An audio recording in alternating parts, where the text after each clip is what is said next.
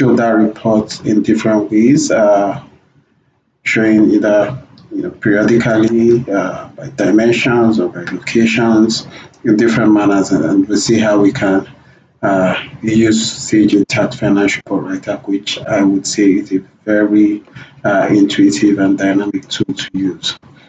So for me to create reports using the report writer, I will typically use, if I go to my chart of accounts, I will typically put my chart of accounts in what we call account grouping. So for example, if I look at my P&L accounts, I have about 47 of them.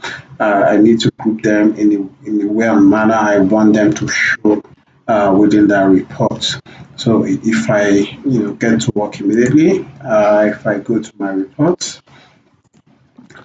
you would see account groups, and in here you will see various account groups that some are default, some have been created along with the system. So I'll just delve into it so I don't take so much of your time. You can use whatever you want in terms of code. I'm going to use REBO1 just to be consistent across for this report, and I'm going to call this standard premium.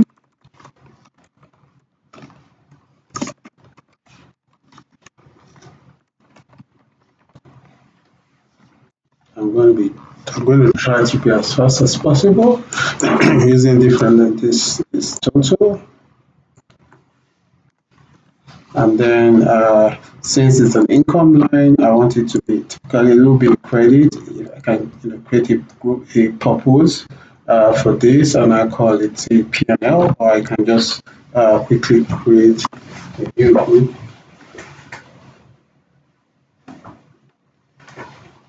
Okay, we call this probably just profit and loss. Or let me just call it income statement, just to be some more professional. Statement. And I'll save that. And then what structure is an account? You can see that we have different categories here. I would explain what we use this for. Because this is an account, I want to pick specific accounts here. But if I need to group various account groups that I've created, then I would use group of account groups. Or if I need to do a computation, I can do that. Or if they are statistical accounts, I can also pick and specify those statistical accounts. So this is groups, and it's for the period because it's P&L. If it was a balance sheet account, I would have used start of period, so it would be from inception. And then what GL code? This gives me a link to my chart of accounts. And what GL codes do I want here? I want say 4010, and then I would add that because I'm picking and choosing. I'm having to add it indiscriminately. If not, I can do a from and a to, and then I'll add that all up. But I'm just picking and choosing, so that's why I have it this way. And 40, 50, and then add that, and then I can filter the reports further down here, but I'm not going to use a filter. I'm just going to use this, and I'll say save. So that I don't get lost in all this, I'll just filter by what I'm using to create, so I can see as I create. So I see my first one. I can easily open up that one and do a duplicate, and then give it a code, same code, so that it's sequential or two. This one I'm going to call it premium products. Okay, premium products, and I'll copy this, and I'll want it to show as premium products. Put my S here. So because I did a duplicate, it retains certain other information. It's faster, but I have to get rid of this account, and then I want to use 4020 here. Okay, I would add that. I want to use 4060. Okay, I would add that, and I want to use 4070. and then I'll add that to the three accounts, and then I would save this. So I have two items there. So sorry, I would have to change this to standard product, not standard premium. Let me stick there, standard products, and then we copy and then paste that here, and then just save it. So I have two categories there. I can still go back to this, creating a new one, and I'll do a duplicate. In this case, I'll make this REVs, still trying to make it sequential, and I'll call this services, okay, and total services. And then the GL codes we have to change as well. And then for this particular services, I want to use 4090, 4092. Because I wanted to design this, I'd kind of done my background work, jotted the accounts, put them in groups that I want, so I don't have to go back and forth to my chart of accounts to look it up, and then I'll just have to continue doing. So this is 4095. Okay, and lastly 8001, which is interest income. Oh, sorry, my bad. This my services are 4030 and 4080. Okay, and that's all. And then I have REV 004, which is other income. Okay, REV 004, and I'll say other income. Sorry.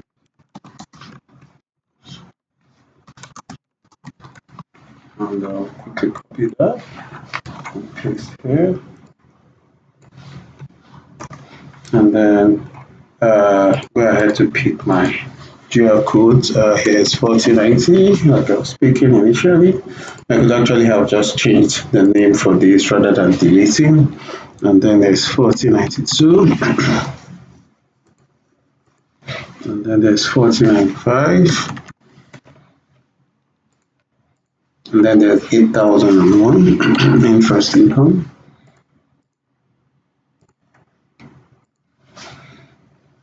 And based on what I want to design, these are the four items I have for my revenue line. What I can also do is put a header and call this say REV so that it's at the top. REV, I can call it INC, and that is just a header, and I'll call it income, maybe in caps, and then okay. REV income, and this would mean me using the account groups. So I'll then have total income here. Okay, total income. Make it all caps since it's total. Total income. Its income is credit. It's for income statement. And in this case, I would say group of account groups.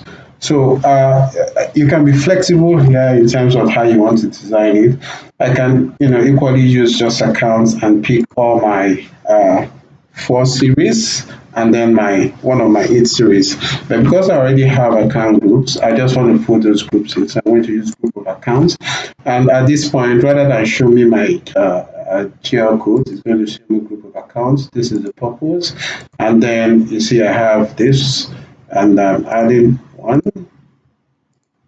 2, 3, 4. So I have my 4 groups created for revenue added as RIMB income, which is revenue income.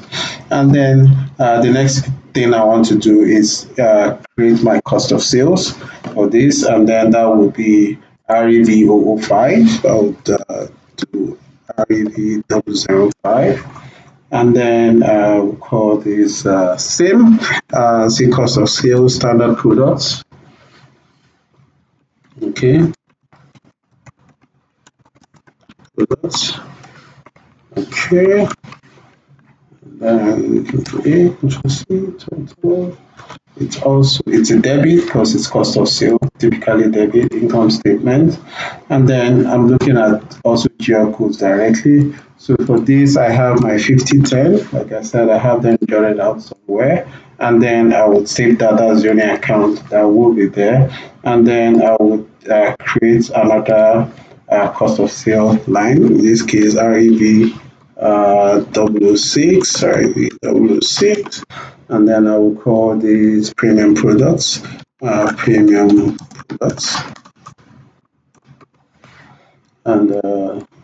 total premium products.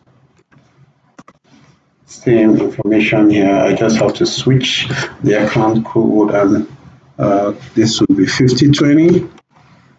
Okay, and then I have a final cost of sale line after I save this. I will then go ahead and still pull up RB06, do a duplicate for this 007, like James Bond, and then call this other costs, and just add up other accounts there, total other costs that don't typically fall under these two. And take this off. So the accounts I will be having here are 50/50. Okay, start sharing. And then I would also want to include 80,002 interest expense, and then 5000, which is gain on loss on fixed assets. And then I'll save this. So I have the entire group I wanted for cost of sale. Now I have to also group cost of sales the way I've grouped income. So I would, typically come here and say maybe REV, and I call it COS. Sorry, caps REV COS, and then call it cost of sales. You can make it caps as well. Okay, copy, Control A, Control C, and then total, and then paste that. It's debit is for income statement that I created, and then it's a group of account groups, and then I would do my REB, my purpose here, income statement, and then it's just going to return just those ones. So I want five. Unfortunately, I can't do a from and to for this. I have to pick individually. I pick this, I pick this, and I have my cost of sales completely. Okay. Now the next thing I want to do is to create I call it administrative expenses, and I will start off by creating, for example, salaries and benefits, which is a group. So I would have this, okay, and I'll call this REB, okay, 008, and I'll call this salaries benefits, which is a group as well of accounts, uh, and then total salaries and benefits. Okay, it's an expense, so it's debit. It's for income statement, and then for the period account, and then I will go ahead here to pick what accounts that would form my salaries and benefits. So I have 6010, which is salaries and wages. I'm going to add that. I have 6030, which is payroll taxes. I mean, this is just me grouping them. Doesn't mean that it's 100% how it should be. Sometimes this varies from organizations to organizations. And then there's commission and benefits. This is commission. I have benefits differently. I could also have created a group called commission and benefits that include those two accounts, but I'm not going to bother with that. I also want to assume that dues and subscriptions are benefits to employees, so it's 6350. And then being able to sponsor them to conference and events as well, which is 6110. And then add that and then save, and that becomes my salaries and benefits to employees. Okay, and then the next thing I want to do is to create travel costs. Okay, so I'm going to let me duplicate this, call this IV009, and I'll call this travel costs. Okay, and then I'm going to have total travel cost. And then I'm going to pick the QR codes that make up that travel cost. So in this case, I have 6200 transportation. Okay, so this is okay. 6200 transportation, and there's 6210. Okay, lodging. Okay, and there's also 6215 meals and entertainment. And then add that, and those are the three accounts that I intend to use for travel costs. Then I'm going to create something I've called office running costs. I just nicknamed it that. It could be anything for any organization. In this case, this will be REV10, and I've called this office running costs. Okay, costs. Okay, and then total copy. Put this here. And then I'm going to get rid of these GL codes and then pick the codes I have listed here. So I have 6410, which is the office rent. I have 6330, office supplies. I have 6340, phone and internet. I could also put that. Okay, I still have utilities. I have repairs and maintenance, which is 6430. Okay, 6430. Utilities, I have different ones. So I have 6500 electric, 6500 gas, 6500 water. Yeah, I could also have grouped that as utilities, but I'm not going to bother with that. There's also postage costs, which is 6360, and then insurance costs, which is 6420. And I think that's all I have for office running costs. And then I'm going to create another one called professional services. Okay. I mean, it could be more, it could be less, and this would be REV. Oh, I was keeping track, and I call this professional fees. Okay, and then I just have two accounts for this, right? So I have 6720 legal and accounting, and then I have 6710 consulting, and then I'll add that up, and then that's all for my professional fees. And then I'm going to create the last one, which is REV01, REV012, and this is going to be depreciation and amortization. Okay, oops, and okay, sorry, typo.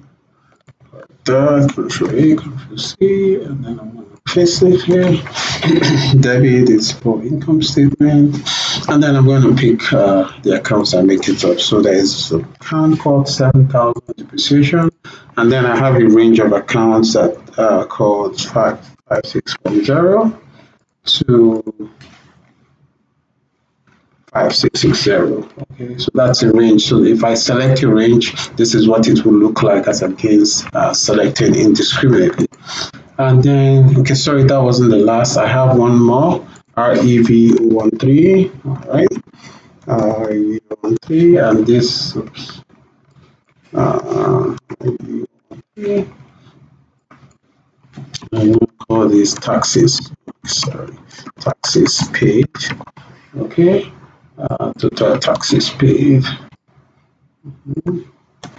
And I'm going to income statement, and it's just two accounts here, right?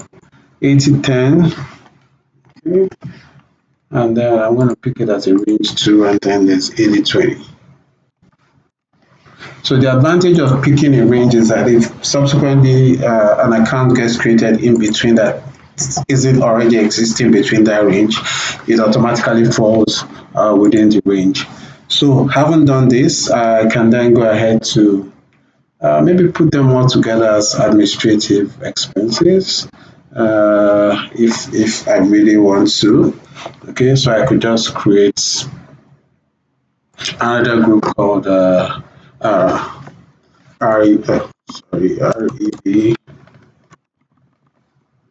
EDM, and then call it uh, administrative expenses. So we can see, and it's total, and then it's debit, it's income statement, and then it's group of accounts groups, and it's going to be from, I believe, income statement is going to be from, so I have 1, 2, 3, 4, I have 1, 2, 3, so it's going to be from 8 to the end, 9, 10,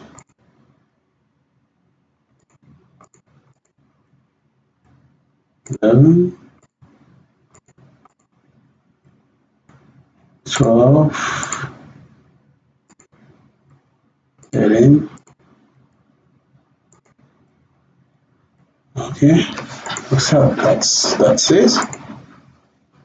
Now, having done this, I also need to create my gross profits, my total expenses. Already, I picked up, I grouped all my expenses into admin expenses, so that can fall from my total expenses, or I can still kind of break it up, and then create another group for my net income. So I'm going to create a group for my gross profit. In this case, I'll call it REV GRP. Um, Switching REV GRP. And then I'll call this gross profit. This gross profit. I hope it's credit. It's supposed to be income, higher, and then this, and then it's also going to be group of account. Oh, I could do that, or I could do a simple computation. In this case, I'll use computation. So I want to use group of a group. So in this case, I want to say my revenue, say REB income. Uh, since it's credit debit, I'll leave it as this. We can come back and switch that later. And I have RAV cost of sales, two decimal places, number, units, if I want that to show. And then I have my income.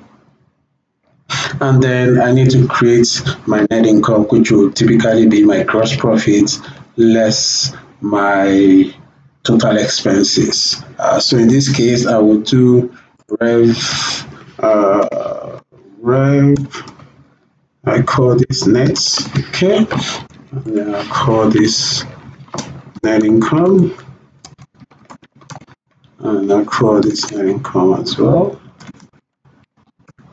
And I'm hoping that business is good so that it's a credit at the end of the day, proposes income statement, and then again is a computation where I'll be taking the gross profit, which is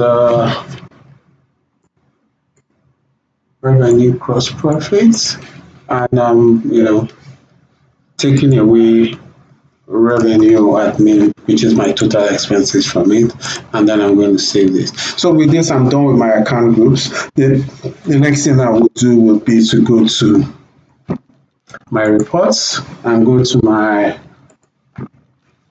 report where the reports are stored, my report library, and there are existing reports here, but we want to create a new one. So I'll just click on add, and then the first thing it's going to ask me is, you know, uh, demo income statement. I'll call it that. That's the name. And then report type, I can leave this for now.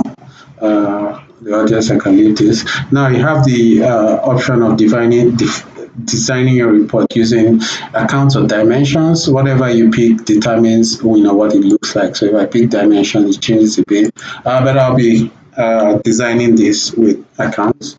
I'll probably have another session where I do a design using dimensions. So now that I've specified report info, the next thing is to go to the rows of the report.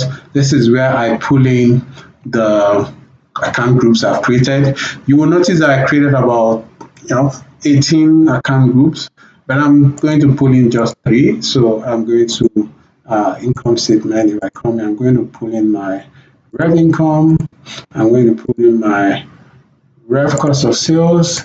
I'm going to pull in my rev group gross profits. Remember, those other groups are already embedded in this. I'm going to pull in my uh, revenue admin, and then I'm going to pull in my revenue nets. Okay, and with this, I'll pull this in. By default, it's going to list it up here, and then it's expanded those reports to show what those details are. So first and foremost, I can just do a quick preview so you see what it looks like, and then we can come back to further designing. So I'm picking a as of dates, and it's based on this date that the report will return information. But there are places where I'll go ahead to specify if I want current period, quarterly, or year to date. So for example, let me just save this for now so that I retain my data. If I do a preview, this is what my data looks like. So it's just a column report. So I can say, oh, okay, I have data. So I can go back and start formatting. I could say that, no, I don't want this. I want it to be at a summarized level. And then I'll do that summary and then roll this up. Do the same for this. Okay.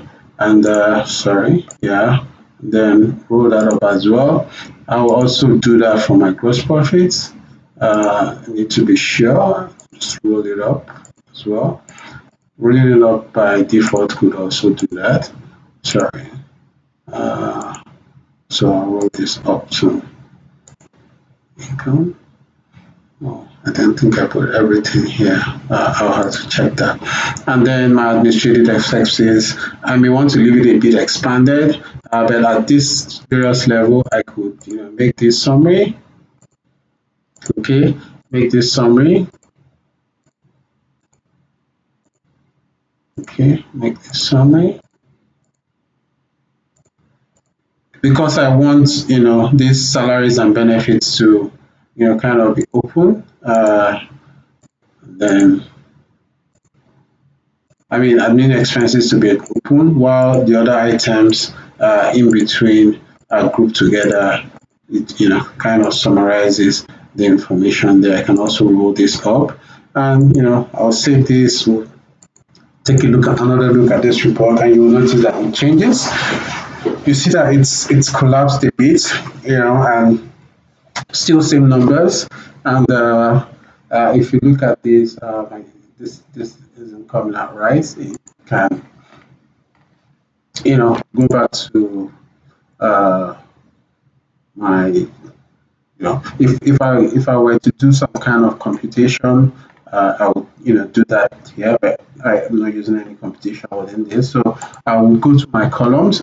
I have just one column report, and you see that it's just showing. If I expand this, you will notice that it just shows the name of the account inside. But I can decide that I want to see account number and account name as contained in the system, and then it's showing for current month. So what you see there is as at December 31, 2024. We can leave that for now. I can then go over to Filters, within the filters, I can decide to filter my report by different dimensions, specific dimensions, or group of dimensions, depending. But I want to, make it look a little bit nicer, so I'll go to format. This is where I can pick how I want my negative numbers to display, how I want it to show up in PDF. If they are page and columns, how I want them adjusted. If they are headers, I need as italics or bold. I can, do all that here. If I want to click to a page, but I'm not going to go into all that. Now I'm just going to focus on the row total. So I'm just going to take all this off just to make it look a bit nicer. The way the totals are rolling up, uh, just to have it more organized. And while doing this, you can always go back to see how it turns out. It's going to adjust a bit, so you see that it looks rolled up. I have actual income. Because this is like this, I might decide that I need to see my income expanded, so it's a bit better in this way. Okay, so going back here, I can decide to income, yeah. Okay, I'll make this one, make this one, yeah, make this one, yeah, make this one, and then do another preview. I mean, this is how you could go on and on looking. So you see that it's adjusted a bit, but if I expand it, you'll see that it has just that single total on each of them, and you can drill down on this particular report. And then I can save this. But looking at my net profits, sorry, my gross profit, you see that it's kind of adding rather than subtracting, right? So I have total income 13, total cost of 6. So what I should have as net profit. So it means that I have to go back to my account group for gross profits, okay? And then it's REV, and this is gross profits. I just have to change the computation to minus and then save that, and then come back to my reports. I call it demo, right? And then demo, do an edit, and I do another preview. You see that number gets updated to 6.7, which is what the profit is. So yeah, going back here, I can go back to my columns and my columns, and the column name, if you see, probably if I don't want this actual here, I can just take it off, and then that goes away. And I could say I want to report from my actual, or if I want to pull budget values from somewhere, or if I need some kind of calculation, for example, budget variance, I can pick that here, or a percentage of an amount. But I'm going to stick with actual, and the values for the period. But in this case, you can see the multitude of periods here. I can say I want to see current year to date. So picking current year to date, you see that this date adjusts. It's going to give me a report of January to December of 2024 within those numbers. So if I do that, these numbers will also change because it's going to pull in more values from more periods. So you see this automatically changes, and that's how you could build up that report. And then it's looking kind of so summarized. I could go to my income statement. Sorry, go back to my rows, and then just expand my income, and then expand my cost of sales. Okay, just to make it look a bit different. I can then make my this show as details. Okay, also travel costs, just show as details. Sorry, okay, so, oops, I think I'm moving too fast. Show account, and then so it's just a design, you know, preference for whoever is creating that report. Sometimes I like my reports, structured in more like groups, and then you can see what the total values are. Yeah, just do a quick save again. And then if I expand, if I go and do this, you see that the format changes. So I need to load up my premium report. It keeps expanding. I just want it to stay closed. So I have my premium, I have my services, and I have my other income. Okay, they're all expanding. And then I do have total income and as well as this. Still not looking like what I want. So I think I'll just turn off all the underlines in formats, two rows and total.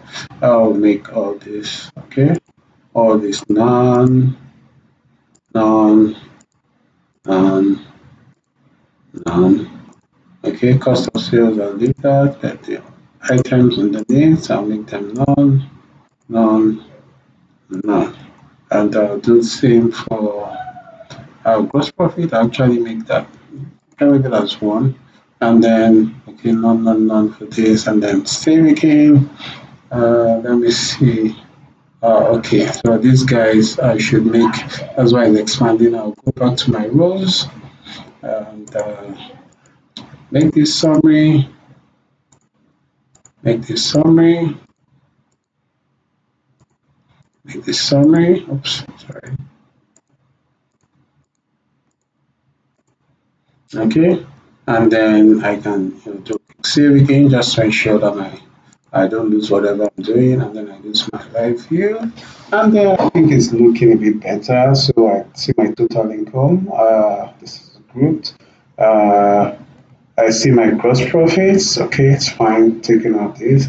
And then you see that my administrative expenses, you see what I've done here. You see I have total salaries and benefits. Oh, that's so much for a conference. I mean, this is just the test system, post all forms of data. And then I can see, travel costs and the breakdown for travel costs, office running costs, and then the breakdown, professional fees, and then the breakdown, depreciation, same, and then taxes paid, and then the total, and then net income, which is my gross profit less my total expenses. And then, you can always drill down on these numbers to see the actual transactions from within, just like I've done here. These are journals that posted to add up to this. So I think report is turning out fine. I can go back to so I keep going to column. I want to go to format, and then my gross profits, I would say I need two lines there, and my net income, two lines, and then okay, cost of sales, let me make two lines as well. Oh, okay. Should I do that? Anyway, I'll just leave that. I'm not bothered with the formatting anyway. I think I'm okay with that. The next will be to go, so total cost of sales, net income. Sorry, I have to take that total cost of sales out. Cost of sales, just one, yeah. And save it, and then do a preview. Yes, so I have this break it down. I can have single here, expand them. The minute if I expand this, for example, you see a single total line. I think there, you see like this, you have a total line. But I'm just going to leave it collapsed. Now that I have my structure, still in terms of formatting, I could come back to say that I want my my headings to be bold, my subgroups and total to be bold. I could say I want my body to be italic, and then I want the fonts to be 8 or 9. If I'm making that 8, I want to reduce this to probably 9. If I have headings and subtotals as well, I want it 9 and I want it bold. And then if I do a preview, you will see some of those changes, occur. Because these are, subtotals, but when I expand them, you see them show up like this. In terms of body, did I do that italics for the body? Okay, sorry, here. So the numbers here, I want to make this 8 and I want it italics. account number 28, and I want in italics, and then I will save that and do a quick preview. And then you see this will turn up in italics form. You see this as bold because these are subtotals, but if I expand any, it will show up in this manner, just like what we would see here. And then you see it's turning out in different ways where we're expanding and adding up design. Now, what I also want to show is how you can further use this report in different manner. So for example, you see this is showing me year to date from January to December of 2024. But I want to see the report for each month of that particular financial year. So if I go to columns and I go to my actual column, what I need to do is to ask the report to expand. And if I ask it to expand by time periods, it's going to ask me either if I want it to expand by quarters or by months. Let's say I want to expand by months because I want to see each month on its own. The minute I click on OK, even though you're seeing just one column here, if I run this report next time, if I save this, although I can run it without saving, if I do a preview, you see it's going to expand to 12 months. So this automatically gives me, January, February up until December of 2024 while retaining that format. I can also, at the end of it, have a year-to-date value within that report. I can decide to, expand by quarters if that is what I want. Okay. And then if I do a preview again, you'll see that it's going to switch, and then I'll have 4 quarters within that report. With all numbers being the same, nothing is changing. It's just the presentation that is changing based on what I've defined within this expansion limit. Now, even at that, there are more options with which we can expand. I can decide to expand this report by some kind of dimension, maybe by my location. I could say I have 4 locations here and I want to expand it by locations. And the minute I do that, I think I have more than 4 though, because I've used a lot of locations. It's going to expand. Okay, it just gives me 4 locations, which are typically entities within the business. So by so doing, I'm seeing year to date for this entity, year to date for this entity, and then this is the total for the 4 entities showing up at the end of it here.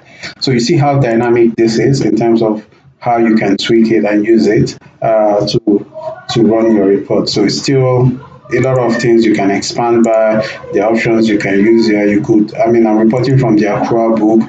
If I use commitment or have other books, I can include that as part of what I want to see here. If I also want some kind of conditional formatting, to my report where I would have visual indicators, so I could use maybe like a color scale and then say, if it's green or whatever, I do this. So just doing that would produce some kind of color, you see, just, but then I would have to really take time to specify what I want. So for example, if I wanted conditional highlighting as well, I would, have to set up a rule, say if it's greater than this amount, make it this color. If it's greater than that amount, make it this color. And then once you do your preview, the report shows up in that manner. So I think I took that off. So leave it at that. No visual indicators. Mind you, if you're doing, we'll look at other indicators as well as we go ahead within this report. Now, in terms of what you have here, I can also decide to filter these reports irrespective of what I have under the columns. I can decide to say I only want to see for a specific location. And then once I pick that location, whatever report that gets generated will be specific to that particular location only. So see, it's taking off. Remember, I was expanding by location, but I filtered by one location, and all it's done is return information from that for that location from me. And then because it's just one location, the total would also be the same. I can set up a dimension group, which I can also use in terms of filtering this report. So for example, I think I have a dimension group I set up here, which is, I think it's M MC, can't remember. Okay, this group. If I pick this group and I decide to do a preview, it changes as well.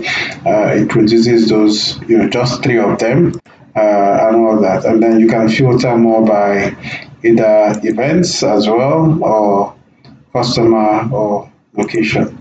So that's just, how you would use this report writer in a nutshell. If I also wanted to do, this is me just using one report to, I could, duplicate it and create it in different formats so that I don't have to do this every time. So for example, if I also wanted to be able to look at actual no, current versus prior, I typically come to this, and what I'll do is I don't want to expand this anymore. I can just say do not expand, and by so doing it reverts to current year to date. I can then add a column to the left or to the right. In this case, I'm going to add to right. In that right column, what I want to define here is prior period. Okay, so if I look in here, if I don't find my prior period, okay, yeah, it doesn't. So I can typically just say my current year to date prior periods, and then I will say -1 or prior period 1. You see that automatically this is speaking to 2024, while this is speaking to 2023. If I do a preview, it automatically gives me current year versus prior year. So, I did take out that actual in this. So if I want to be consistent, I can do that. And then if I do a preview, you'll see that it tallies. So I have a current year versus prior year, and then I can see my numbers here. I can also do this on a monthly basis where I would say I want to see my current period, what's my current period or current quarter or whatever. Okay, I can even pick prior year here. I can pick current year to date and pick prior year to date, so that if I'm running, for example, mid-year, both of them will show the same. But if I wanted to say current month, where's my current month? Okay, current month, and this is looking at December alone of 2024, and then I would also look at this month last year. I think it's something like that. Per month, okay, per month, okay. You would also see that. Okay, so this is per month, looking at the as of dates, and then this is December, while this is November, and then I can do a preview, and then I have those two numbers. So I don't have really have so much in terms of November of that year, but that's how you can do that. I can then add a third column here if I want to the right, where maybe I want to see a variance. It could be budget variance or period variance. So for example, I want to see period variance. In this case, period variance, and then I can use some kind of visual indicators here to use arrows to show, when value increases or when it reduces. And then if I do a preview, it shows up in that manner with this. I'll just switch this to current year to date. I'll year to date, current year to date, and then switch this to current year to date, but do an offset by 1 to give me that next year. And then I'll do a preview of that, and then you can see percentages either going up or I haven't double checked this my formula though, but that's how it would work to give you the period variances. You automatically doing a computation using those periods within the system. So that's just how reporting will work in a nutshell. It could be different, slightly. I mean, every other person would approach their report design in a different manner. But this is the fundamentals. So I think with this you can get started and up and running. All right. Thank you. I guess the next thing we'll be looking at will be expense reporting, where you're able to look at submit expense claims and get reimbursements, or take cash advances and then retire that, and then get reimbursed if you need extra, if you incurred extra expenses in terms of what you had for the cash advance. All right, so thank you. Have a great day.